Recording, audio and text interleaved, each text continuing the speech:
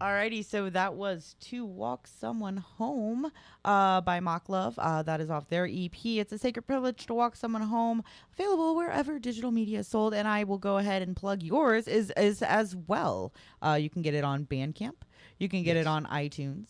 You can get it on Google Play. I think you can get it on Amazon. Yeah, pretty much anywhere. Kingdom Spotify, yeah. Oh my goodness, we don't condone that. Well, somebody actually put it up. If there, you guys like, are given permission, I mean, go ahead. When the album came out, someone talked about it. Yeah, someone put it in there, and I think it came out honestly almost like the day before, so I'm not really sure how anyone got a hold of it. It was weird.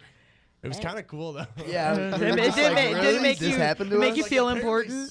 Somebody out there to leak it. Yeah, dude, I got the new welcome. I mean, and Kingdom Leaks too. I'm not going to sit here and lie and say I've never used it. Like they put, you could just do a search for a certain genre and it pops up. That's exposure in a way. It's, I mean, yeah, we were right next to. The I know that's a dirty word, but you know it is exposure. Yeah, it is. You know what it is. What it is. It is what it is. But so speaking of, if it's on Kingdom Leaks, that means you guys must be known outside of this city. So tell me more about touring. During the break, we were just talking. You said you've toured 170 days out of a little more actually this year.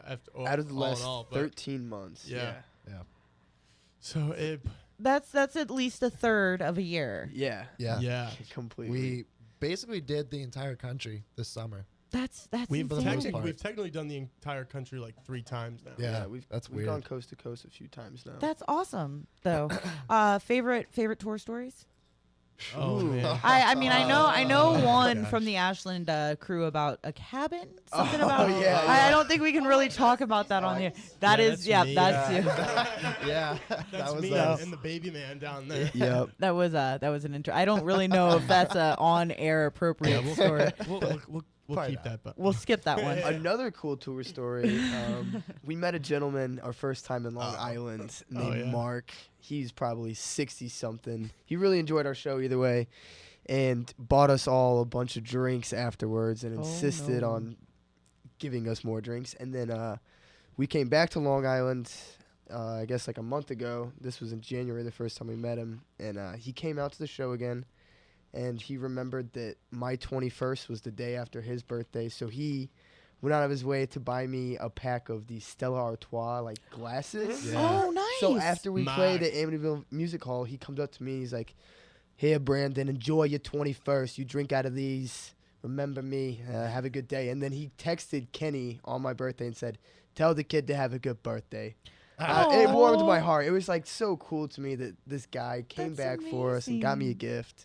That's probably one of my fondest memories. Thickest Long Island accent ever. Yeah. He offered to take us on his boat and go fishing. Yeah. No, it wasn't even his boat, I don't think. Yeah. It was like his buddy's I'm going to get you guys on a boat. We're going to go fishing. Yeah.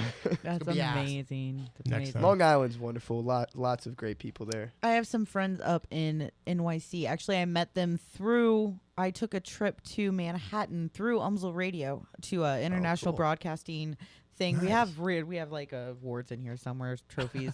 But and yeah, that was a free trip. It was cool. But I met a band up there called Metarana. They've come through here, and yeah, like they all have that really thick accent. I love it. I really wish I had one.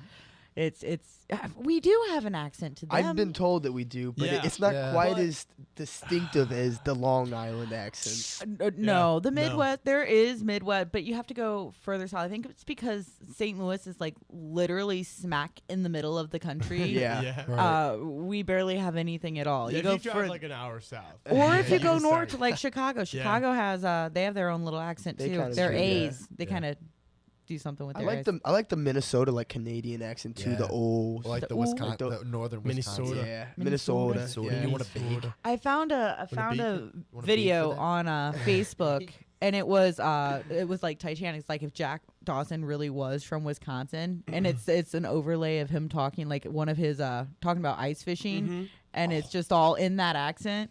It's great. It's hilarious. I actually went ice fishing for the first time about a year and a half ago, and it was incredible. So much fun. Was it calming? I've heard it's relaxing. It's really cool. I mean, I was in Wisconsin, and my buddy had lived up there. I was actually living in Chicago at the time, and we went up and tried to catch some pike. We didn't catch anything, but we're just sitting in the ice fishing shanty, hanging out, got a heater going, listening to music. It was a lot. It was just a cool experience, something different to do. Like, You don't get to do that down here, really. No. I mean, I guess you could, but I think huge we don't freeze over quite that bad. There's people driving cars on the lake, motorcycles. On the ice. I was in awe. I had never seen something quite like it. What about you, Nick? What's some of your favorite tour stories? First you can think of. Oh man. What's the first thing that pops to mind? No pressure. Austin popped our tire like the third day. The third day into a 30-day tour.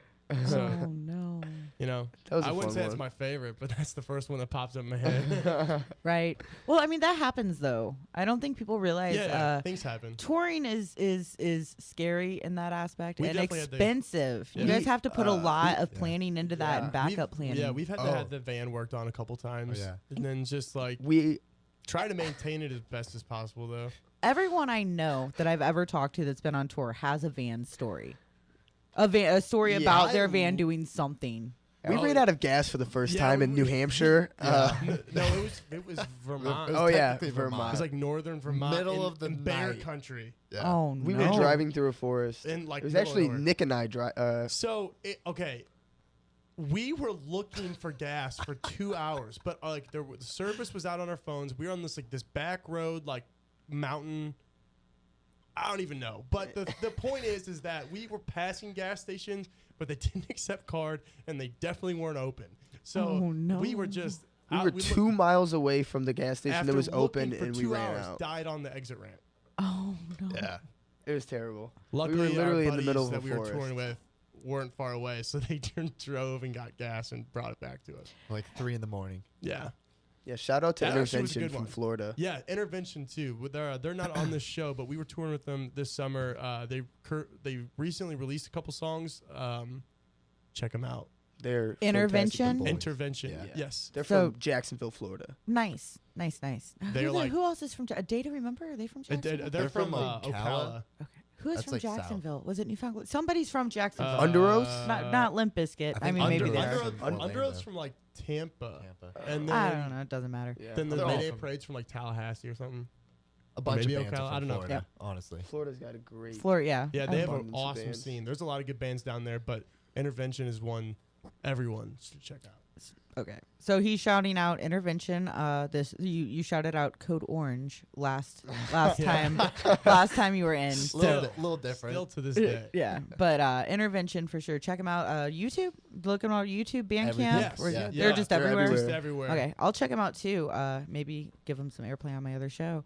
So I mean, are you guys getting ready to tour again anytime soon? Or I know winter's a scary time to do it with all the weather. So as of right now, we're looking into some things for later on. Well, I guess it'll be like early next year. But as far as this year goes, October 12th to like November 12th, we'll be gone. Okay. So another run going up, and that'll be going west and then covering most of the Midwest. Okay. So, and is that information released if somebody that's listening in those areas wants to find out when you'll be there? Some of the West Coast states are announced. Not everything is announced quite yet, but keep your eyes peeled. Yeah, it'll be out soon. And where can people find that information if they're looking for it? At Welcome Home STL on pretty much any social media outlet, you'll be able to find all the dates, or welcomehomeband.com. We also post all the touring dates in there. And that'll also have links to any tracks anybody wants to download by, including the new one when that drops at midnight. Mm-hmm. Yes. You'll find links to the record you just released last year. Happy to be here. And didn't you have like an EP before that? Where All My Hope Is Buried. We did. And another one before that. So it doesn't. We don't talk about that. Is that what it? Okay. we do not talk about that. That one's still that one's still up there. That's one we can talk about. Okay, so check that out.